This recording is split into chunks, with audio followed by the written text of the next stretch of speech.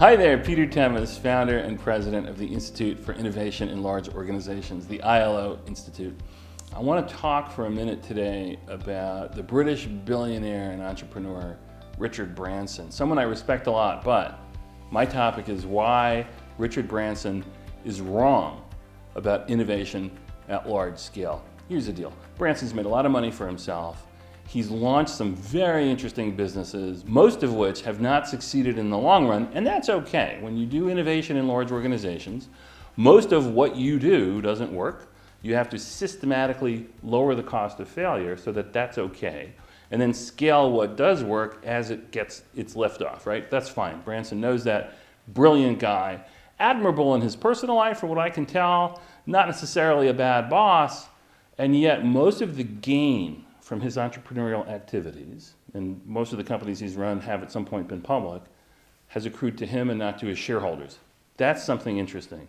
If you look at Jeff Bezos, who gets lots of criticism for being such a wealthy man, wealthiest man in the world, in a given moment, depending on the market's ups and downs. But he makes the point, he says, look, I own 11% of Amazon. That means that 89% of the gain has gone to other people. And I think that's an important point.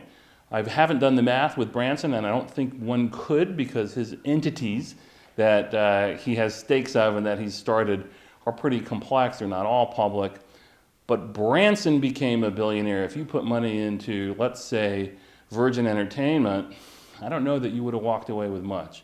Even if you put money into the Virgin Airlines at this point, you probably wouldn't have walked away with much, even though two of those entities are mostly operating, mostly independent still.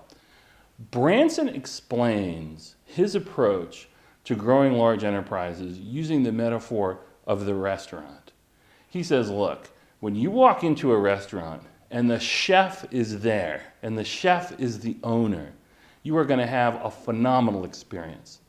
That chef, if it's a talented chef, has his wealth, has his time and energy, his personal reputation, even a lot of his social life bound up in that restaurant.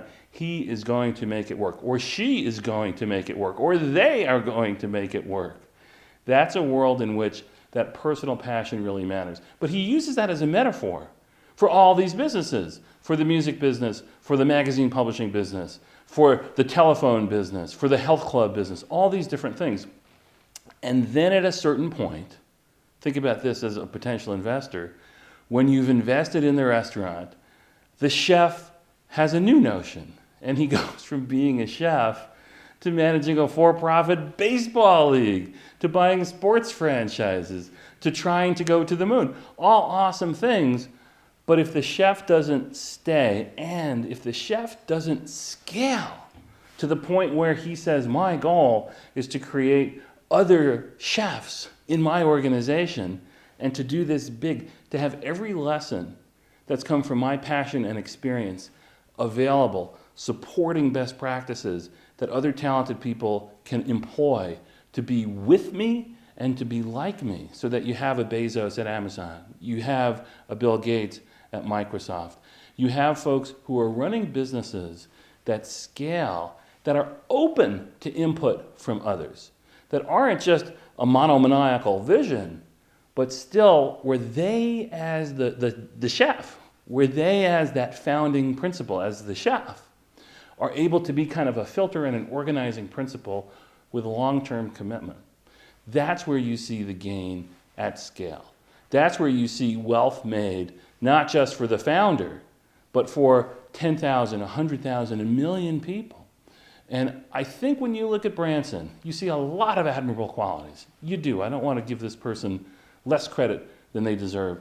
But I think you also see a little bit of that emphasis, and he talks about this too, on media, on PR, on the story, on flash, and not enough on what the long-term value is that this organization can contribute, especially as it gets bigger. It's that scaling factor, and this is one of the ways you have to define innovation. Innovation is invention plus scale. A lot of people can invent that new great thing. Only a large organization can bring it to 1 billion people. That's one reason those of us who work in innovation in large organizations should be proud and should hold ourselves to a very high standard. should take some lessons from Branson and a fellow like him, but should also have the appropriate skepticism about what he does wrong if his goal is to impact the world at scale.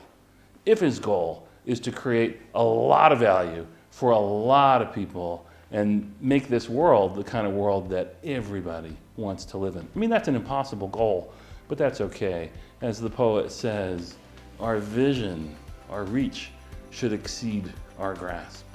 Well, thanks. I hope that was a valuable thought. We'd love to have you involved with our institute, the Institute for Innovation in Large Organizations, ILO. There is a place for you at the table. Please be in touch, and I hope we'll see you there. Thank you.